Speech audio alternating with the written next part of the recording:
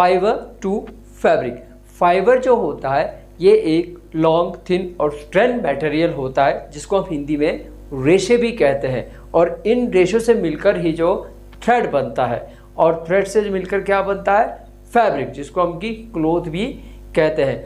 Hello बच्चों, this is Vijender Singh and you are watching your channel V Shiksha makes study easy. आज हम पढ़ने जा रहे हैं क्लास 7 का chapter number 3 fibre to fabric. तो चलिए शुरू करते हैं। देखिए बच्चों, फाइबर टू फैब्रिक, पहले हम चैप्टर का मीनिंग समझ लेते हैं। देखिए बच्चों, ये जो फाइबर होता है ना, फाइबर का मीनिंग होता है ये एक थिन लॉन्ग स्ट्रैंड मटेरियल होता है, जिसको कि आप हिंदी में अगर देखें तो इसको हम हिंदी में जो क्या बोलते हैं, इसको हिंदी में जो हम जो है रेशे भी बोलते हैं। और ये रेशे मिलकर जो है, रेशे मिलकर क्या बनाएंगे, रेशे मिलकर आपका थ्रेड बनाएंगे, जिसको हम हिंदी में क्या बोलते हैं, धागा।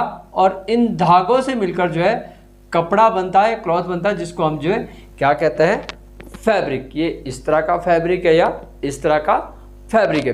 तो बच्चों, जो आपका फाइबर होता है, फाइबर आपका जो है दो तरह का होता है। एक आपका होता है नेचुरल फाइबर। नेचुरल फाइबर जो है हमें वो होता है जो हमें नेचर से मिला, जो कि हमें प्लांट से मिलता है या फिर हमें एनिमल से मिलता है। प्लांट की अगर बात करें तो इनसे हमें जैसे कि आपका हो गया जूट, कॉटन, ये सब आपका क्या है, जूट या फिर आपका जो हो गया कॉटन।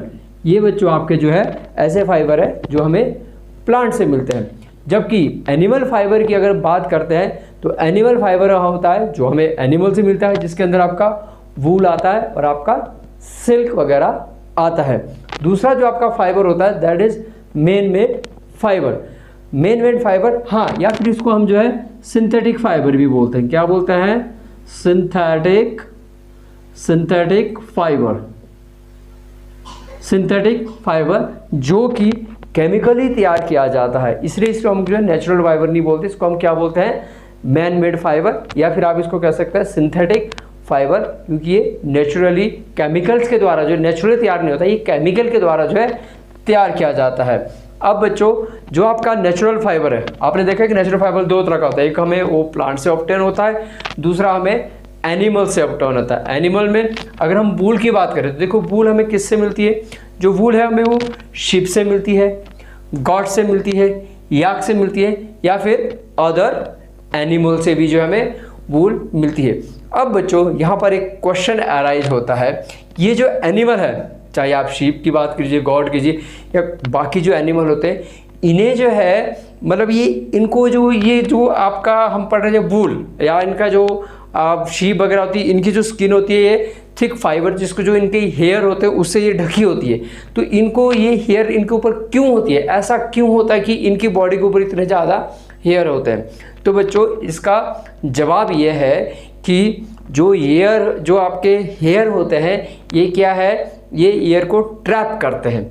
अब क्योंकि ये एयर को ट्रैप करते हैं और आप जानते हो कि एयर जो है वो हीट का क्या है, पुअर कंडक्टर है, वो हीट को लूज नहीं करने देता है। इसलिए बच्चों, जो इनके बॉडी के ऊपर है वो हेयर लगे होते हैं, ताकि जो बॉडी के अंदर से आपकी जो हीट आ रही है उसको ये जो हेयर होते हैं क्या कर लेते हैं, ये ट्रैप कर लेते हैं, और जो बाहर का जो कूल एनवायरनमेंट है उसके साथ इसको कांटेक्ट नहीं होने देते हैं, जिसके कारण उनकी हीट जो है वो लूज नहीं होती है और हर एनिमल जो है वार्म फील करता है। और यही जो आपके हेयर होते हैं, यही हेयर से है, इन्हीं हेयर से जो है आपकी वूल ड्राइव की जाती है। तो अब आप समझ गए कि जो एनिमल होते हैं उनके ऊपर इतने ज़्यादा हेयर क्यों होते हैं, और यही वूल जो है सेम काम हमारे लिए करती है। जब हम उसको वूल बनाते हैं, जब हम उसको पहनते हैं, तो यही वूल जो है हमारी बॉडी से जो हीट निकल रही होती है उसको ये ट्रैप कर लेते हैं, और उसको जो बाहर की जो एनवायरनमेंट है उसके साथ जो है कांटेक्ट नहीं होने देते, और हम जो है हीट को लूज नहीं करते, जिसके कारण हम भी वूल मतलब वूली क्लोथ जो है कोल्ड सर्दियों के अंदर जो है पहनते हैं। अच्छा बच्चों, चलो अब आगे देखते हैं। जो आपका ये शीप है, देखिए अगर हम शीप की बात करें तो जो शीप से जो हेयर मिलते हैं, शीप से जो हेयर मिलते हैं वो दो तरह के होते हैं। एक होता है coarse beard hair. Coarse beard hair होता है, ये थोड़ा चीप होता है, मतलब ये उतना चीप हेयर होता है ये, और इससे जो आपने देखा होगा, इससे आपके जो डोर मैट वगैरह बनाए जाते हैं, ये आपका चीप हेयर होता है। तो शीप के पास आपके दो तरह की जो है हेयर की जो वैरायटी होती है। एक आपकी होगी कोर्स बियर्ड हेयर, जिसको चीप डोरमेट वगैरह बनाने के लिए यूज़ की जाती है। हाँ, जो दूसरी वैरायटी है that is fine soft hair, और ये बहुत कॉस्टली होती है और इसके द्वारा ही जो है वूल वगैरह बनाई जाती है, जिसको हम यूज़ करते हैं। और बच्चों, इस फाइन सॉफ्ट हेयर को प्राप्त करने के लिए जो ह्यूमन बीइंग है वो क्या करते हैं, वो शीप्स वगैरह के जो है रियरिंग करते हैं। और हाँ, कुछ शीप की वैरायटी, कुछ ब्रीडिंग शीप्स की ऐसी होती है जिनके पास सिर्फ एक ही तरह की जो है वैरायटी होती है, फाइन सॉफ्ट हेयर, और वो ब्रीडिंग जो है वो साइंटिफिकली जो है तैयार की जाती है। इसलिए बच्चों, उस वैरायटी को जिनके अंदर सिर्फ फाइन सॉफ्ट हेयर होता है, उसके साइंटिफिक तरीके से जो है वो ब्रीडिंग तैयार की जाती है। इसलिए हम उसको जो है सिलेक्टिव ब्रीडिंग, इनको सिलेक्टिव ब्रीडिंग क्यों बोलते हैं? सिलेक्टिव ब्रीडिंग इसलिए बोलते हैं बच्चों, क्योंकि फाइन सॉफ्ट हेयर को प्राप्त करने के लिए साइंटिफिक तरीके से जो है ये ब्रीडिंग तैयार की जाती है। इसलिए इसे हम जो है सिलेक्टिव ब्रीडिंग बोलते हैं। इनके पास सिर्फ जो आपके फाइन हेयर ही होते हैं। अब बच्चों, जो ये एनिमल हमने देखे थे कि किस एनिमल के पास जो कैसी मतलब जो हेयर होते हैं उनको हम क्या कहते हैं, जैसे कि शीप के पास जो बच्चों हेयर होते हैं उसको हम जो है फ्लिस बोलते हैं। और आपने देखा फ्लिस दो तरह की होगी, एक आपकी कोर्स बियर्ड हेयर जो कि डोरमेट वगैरह बनाने के काम आती है और ये काफ़ी चीप रहती है। दूसरी आपने देखा फाइन सॉफ्ट हेयर जो आपकी वूल वगैरह के लिए यूज होती है और ये काफ़ी कॉस्टली होती है। तो शीप से हमें जो दो तरह की फ्लिस मिलती है। इसके अलावा बच्चों, जो अंगोरा वूल, आपने नाम भी सुना होगा, अंगोरा वूल जो है वो अंगोरा गॉड से हमें मिलती है और ये काफ़ी सॉफ्ट होता है। और जो गॉड के जो हेयर होते हैं उसको हम जो है फर बोलते हैं। जैसे हमने शीप की जो हेयर थे उसको फ्लीस बताया था, वैसे ही जो अंगोरा वूल होती है उसकी जो अंगोरा जो गॉड होती है जिससे हमें अंगोरा वूल मिलती है, उसके जो हेयर को हम क्या बोलते हैं, फर बोलते हैं। और ये बहुत ही सॉफ्ट होती है और ये बच्चों आपकी J&K, जम्मू एंड कश्मीर के अंदर जो है ये पाई जाती है। क्या पाई जाती है? अंगोरा गॉड, जिससे हमें अंगोरा वूल मिलती है और उससे बच्चों पश्मीना शॉल्स वगैरह बनाई जाती है जो कि काफ़ी कॉस्टली होती है। इसी तरह बच्चों, इनके अलावा कैमल, याक, लैमा या अल्पाका, इनमें भी इनके जो हेयर होते हैं उनको हम जो फर बोलते हैं, इन तरह के एनिमल्स के अंदर ये पाई जाती है और इनसे हम जो है वूल वगैरह तैयार करते हैं। तो बच्चों, अब हम देखते हैं कि कैसे जो है ये पूरा प्रोसेस किया जाता है। जो आपके फ्लीस होती है उसको फ्लीस से वूल बनाने का जो प्रोसेस है वो कैसे होता है। तो आइए देखिए, आपको फाइबर से जो वूल आपको गेट करनी होती है उसके लिए जो प्रोसेस है उसको 6 पार्ट्स के अंदर जो आपको डिवाइड करके दिखाया गया है। देखिए, आइए अब हम जानते हैं कि इन प्रोसेस के बारे में कैसे कैसे होता है। देखिए, सबसे पहले तो फाइबर से जो वूल लेने के लिए सबसे पहला काम तो यही होगा आपका rearing and breeding of sheep, कि आपको जो शीप को जो है उनको पालना भी होगा और उनकी जो ब्रीडिंग, आपने देखा था कि जो आपके फाइन सॉफ्ट हेयर है उनको गेट करने के लिए जो साइंटिफिक तरीके से जो ब्रीडिंग की जाती है जिसको हम सिलेक्टिविटी ब्रीडिंग कहते हैं, तो ये सब करना पड़ता है जिससे कि आपको वूल प्राप्त हो सके। देखिए, सबसे पहला काम होता है आपका शेयरिंग। अब ये शेयरिंग क्या होता है? तो बच्चों, जो शेयरिंग है, शेयरिंग में क्या होता है, जो शीप के ऊपर जो हेयर होती है उसके ऊपर हेयर जो होती है उसको आपको देखा, उसको हम क्या बोलते हैं, उसको हम जो फ्लीस बोलते हैं। तो इस फ्लीस को क्या किया जाता है बच्चों, इस फ्लीस को रिमूव किया जाता है। रिमूव करने का जो प्रोसेस होता है, फ्लीस को जो रिमूव करने का प्रोसेस होता है उसको ही हम जो है शेयरिंग कहते हैं। ये मैनुअली हैंड्स के द्वारा भी किया जाता है और आजकल ये मशीनों के द्वारा भी किया जाता है। अब आता है दूसरा प्रोसेस, जब आप फ्लीस को शीप के स्किन से अलग कर देते हो। अब क्योंकि वो जो शीप होती है उसके अंदर बहुत सारी डस्ट होती है, डर्ट होती है, ग्रीस होती है, इसलिए बच्चों उनको बड़े बड़े टैंक के अंदर जो है वॉश किया जाता है। क्या किया जाता है बच्चों? बड़े बड़े टैंक के अंदर, ठीक है, क्योंकि बहुत सारी होती है ना, तो इसलिए बड़े बड़े टैंक के अंदर उनको आप क्या करते हैं, उनको वॉश करते हो। और इसी प्रोसेस को, जो आपके फ्लीस को वॉश करना होता है, उसको हम बोलते हैं बेटा स्काउरिंग। और स्काउरिंग के अंदर क्या होता है, क्यों स्काउरिंग जरूरी है, क्योंकि आपने जो फ्लीस निकाली थी उसके अंदर अब एनिमल तो लाइव एनिमल कहाँ कहाँ जाता है, तो इसलिए वो बहुत गंदी होती है, उसके अंदर बहुत तरह की डर्ट होती है, ग्रीस होती है, तो इसलिए उसको जो स्काउरिंग करना बहुत ज़रूरी है। अब जब उसको वॉश कर लिया जाता है पूरे टैंक के अंदर, तो इस पूरे जैसे आपने देखा है जो रिमूव करने का प्रोसेस उसको शेयरिंग कहते हैं, उसी तरह जो वॉश करने का जो प्रोसेस है उसको हम जो है स्काउरिंग कहते हैं। अब जब उसमें से डस्ट वगैरह अलग कर दी जाती है तो बच्चों फिर अगला प्रोसेस आता है जिसको हम बोलते हैं सॉर्टिंग। अब सॉर्टिंग के अंदर क्या होता है कि जब आपने स्काउरिंग कर ली तो उस जो आपका जो फ्लीस थी, उस फ्लीस को जो बच्चों स्टोर करने के लिए बड़ी बड़ी फैक्ट्रीज के अंदर भेजा जाता है, जहाँ पर उनको जो है टेक्सचर के हिसाब से, जो अलग अलग टेक्सचर होता है, क्योंकि शीप की जो आपकी अलग अलग वैरायटी होगी, उस हिसाब से उनको जो है फैक्ट्री के अंदर जो है स्टोर कर लिया जाता है। और इस पूरे प्रोसेस को हम बोलते हैं सॉर्टिंग।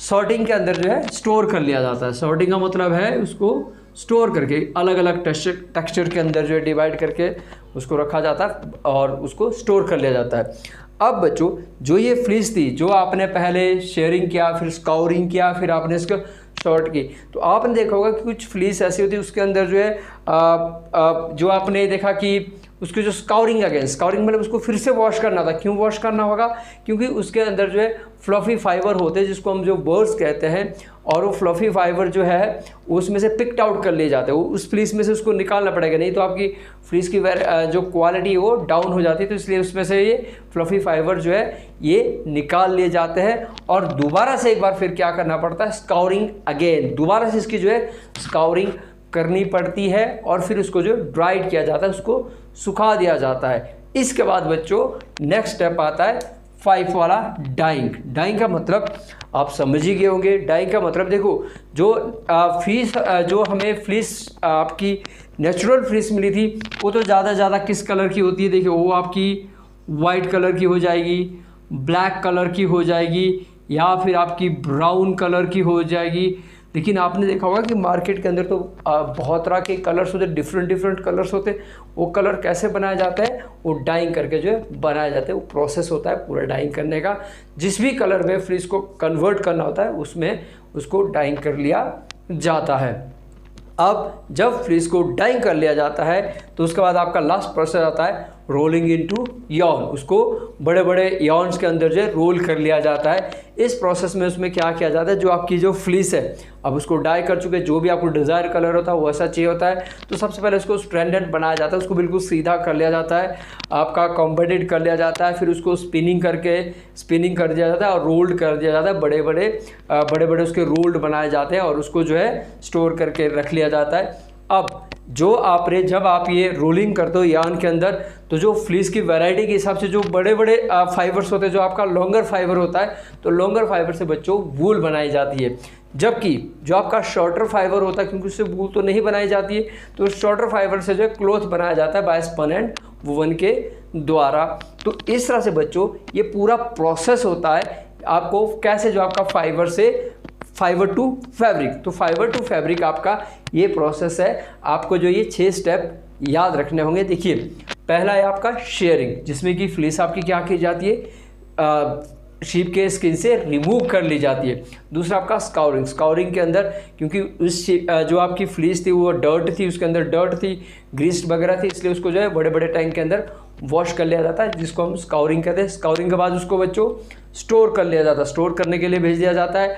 और जब उसको स्टोर कर लिया जाता है तो वहाँ पर एक बार फिर से उसकी स्काउरिंग की जाती है। क्यों स्काउरिंग की जाती है, क्योंकि उसके अंदर जो आपके फ्लफी फाइबर्स होते हैं उसको उसमें से रिमूव कर दिया जाता है और उसके बाद उसकी दोबारा से जो स्काउरिंग करके उसको सुखाया जाता है, ड्राइड किया जाता है। फिर ड्राइड करने के बाद उसको डाइंग किया जाता है डिज़ायर कलर के लिए, जो आपको कलर चाहिए होता है। क्योंकि नेचुरल तो आपकी सिर्फ ब्लैक, वाइट और ब्राउन, नेचुरल कलर तो बहुत कम होते हैं, इसलिए उसको जो है डिज़ायर कलर के लिए उसको डाइंग कर लिया जाता है।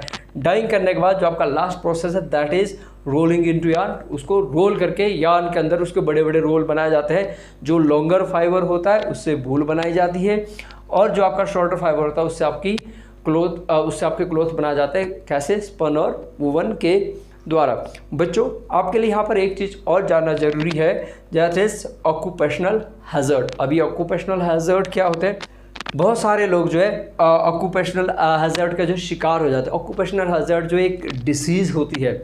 अब आपका जो ये प्रोसेस है फाइबर टू फैब्रिक या फाइबर से वूल बनाने का जो प्रोसेस है, इसके लिए बड़ी बड़ी इंडस्ट्रियाँ लगी होती है और उस इंडस्ट्रीज के अंदर बहुत सारे लोग जो काम कर रहे थे और उनमें से कुछ वर्कर ऐसे होते हैं, उनमें से कुछ वर्कर जो है मतलब उनमें काम करने वाले जो वर्कर होते हैं उनको जो है एंथ्रेक्स एक बैक्टीरिया होता है। एंथ्रेक्स एक बैक्टीरिया हो जाता है जो कि आपकी फ्लीस के अंदर या वुल्स के अंदर पाया जाता है, जो कि हमारे इनहेल के द्वारा हमारे लंग्स के अंदर चला जाता है और उसके कारण क्या हो जाता है? अब फैटल ब्लड डिसीज हो जाती है। फैटल ब्लड डिसीज जो है आपके लंग से रिलेटेड होती है और इसको हम जस्ट शॉर्टर डिसीज भी कहते हैं।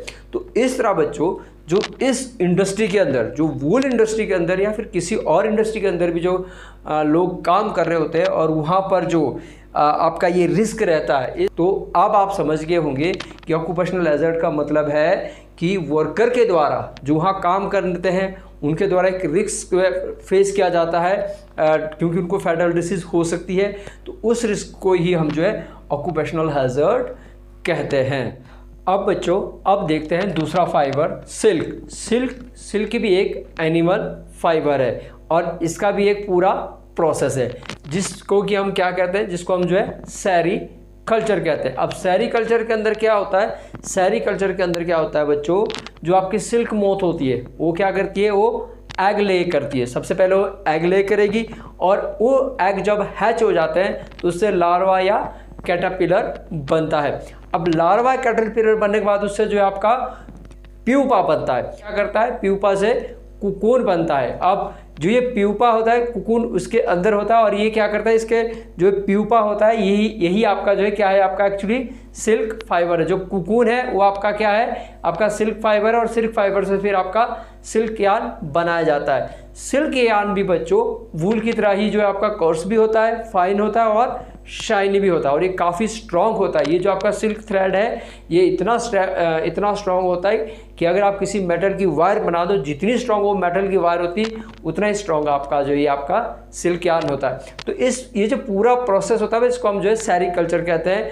और ये जो आपकी सिल्क मॉथ होती है, जो कॉमन सिल्क मॉथ है that is mulberry silk moth. अब जब हम इस पूरे प्रोसेस को थोड़ा और ज़्यादा डिटेल से समझते हैं कि कैसा होता है, देखिए rearing silk worm. Silk worm जो है, अब जैसे आपको शीप से अगर वूल गेट करनी थी तो आपको शीप्स की रियरिंग करनी पड़ती थी और उसकी ब्रीडिंग करनी पड़ती थी। उसी तरह बच्चों जो आपको अगर सिल्क बॉम भी चाहिए तो आपको जो है सिल्क फाइबर चाहिए तो आपको सिल्क बॉम की जो है रियरिंग करनी पड़ती है। तो क्या होता है बच्चों, जो फीमेल सिल्क मॉथ होती है, फीमेल सिल्क मॉथ क्या करती है बच्चों? वो जो बहुत सारे hundreds of eggs lie at A time, वो एक ही टाइम के अंदर जो आपके 100 एग्स वगैरह जो है वो ले कर देती है। फिर वो 100 जो आपके जो एग्स की होती है जिन्होंने भी इस सिल्क बॉम की रियरिंग की होती है वो क्या कर देते हैं कि वो जो आपका अब दूसरा प्रोसेस करते हैं, ये इन एग्स को सोल्ड कर देते हैं, sold to silk worm farmer. जो आपके सिल्क बॉम फार्मर्स होते हैं उनको जो है वो सोल्ड कर देते हैं। मतलब कि फीमेल सिल्क मॉथ जो कि आपकी कॉमन मैंने बताई थी मलबरी सिल्क मॉथ है, इसकी रियरिंग की जाती है और जिनको द्वारा भी इनकी रियरिंग की जाती है क्योंकि बहुत एक टाइम में एक साथ बहुत सारे एग देती है।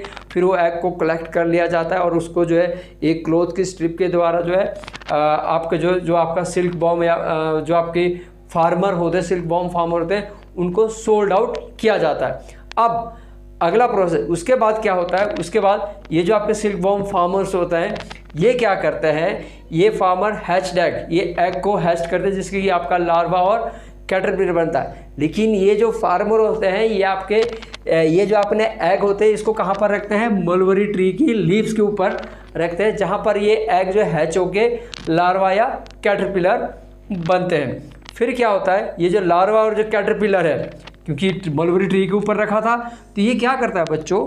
ये लार्वा कैटरपिलर है, ये दिन रात जो है जो लीव्स होता है, जो आपका मलबरी ट्री का जो लीव्स है उसको ये खाता रहता है। ये दिन रात जो उसको खाता रहता है और गेट एनॉर्मसली साइज, और इसका साइज जो है बहुत बड़ा हो जाता है। अब अगला प्रोसेस आफ्टर 25 और 30 डेज, कितने दिनों के बाद? 25 और 30 डेज के बाद जो है ये लार्वा या ये जो कैटरपिलर है उस लीव्स को खाना जो है स्टॉप करता है और उसके बाद क्या करता है, स्पन कुकुन्स, और उसके बाद जो कुकुन्स बनाना तैयार करता है। अब जब ये कुकुन्स बनाना तैयार करता है उसके बाद बच्चों उसकी प्रोसेस जो सिल्क होता है उसको हम प्रोसेसिंग सिल्क कहते हैं। फिर उसके बाद जो है आगे ये काम जो है अब मैनुअली किया जाता है। अभी तक जो है ये कैटरपिलर का काम था। देखो कैसे था, सबसे पहले जो है जो फीमेल सिल्क मॉथ होती है जिन्होंने भी उसकी रियरिंग की होती है वो एग ले करती है और उन एग को कलेक्ट करके जो है सिल्क वॉर्म फार्मर को बेचा जाता है। और ये सिल्क वॉर्म फार्मर जो है उस जो उनको एग मिले थे उनको जो है मलबेरी ट्री की लीव्स के ऊपर जो है हैच कर देते हैं और वहाँ पर जो है जब उसको हैच हो जाते हैं वहाँ से लार्वा और कैटरपिलर निकलता है जो कि मलबेरी ट्री की लीव्स को जो है दिन रात खाते रहते हैं, जिसके कारण उनका साइज जो बहुत बड़ा हो जाता है। और आफ्टर 25 और 30 डेज 20 और 35 डेज तक वो दिन रात जो बस वो लीव्स को खाने का ही काम करते रहते हैं। उसके बाद उसको स्टॉप कर देंगे और उसके बाद जो है कुकुन को बनाना तैयार करते हैं। फिर इस कुकुन, अब हम अगला प्रोसेस दे रहे हैं कि इस कुकुन को कैसे कलेक्ट करके इसका फाइबर बनाया जाता है। देखिए सबसे पहले क्या होता है प्रोसेसिंग सिल्क में, cocoon kept in sun and boiled and steam. सबसे पहले बच्चों ये जो कुकुन जो तैयार हुआ था इसको सन में सुखाने के लिए रखते हैं, बॉइल्ड किया जाता है या फिर इसको जो आपका स्टीम वगैरह जो है वो दी जाती है। फिर उसके बाद क्या होता है, उसके बाद जो है सिल्क फाइबर जो है उससे सेपरेट किया जाता है। सिल्क फाइबर को सेपरेट करने का जो प्रोसेस है उसको हम जो है रीलिंग द सिल्क कहते हैं और आजकल ये प्रोसेस जो है मशीनों के द्वारा किया जाता है। सबसे पहले जो कुकुन आपने कलेक्ट किया था इसको आप सन में रखोगे, बॉइल्ड करोगे या उसको स्टीम करोगे और जब वो सन में जाके सूख जाएगा तो उसके द्वारा जो है इसे जो है फाइबर आपका सेपरेट आउट कर लिया जाता है, जिसको हम क्या कहते हैं, रीलिंग द सिल्क। उस पूरे प्रोसेस को हम जो रीलिंग द सिल्क कहते हैं। जब आप सिल्क को से निकाल लेते हो तो स्पन इनटू सिल्क थ्रेड, फिर उससे जो है सिल्क थ्रेड बनाया जाता है और सिल्क थ्रेड बनने के बाद जो है उसको वूवन इनटू सिल्क क्लॉथ और उसके द्वारा जो है सिल्क क्लॉथ तैयार हो जाता है। तो इस तरह से आपने देखा कि किस तरह से जो है आपने वूल और सिल्क का जो है नेचुरल फाइबर है और कैसे वो तैयार होता है।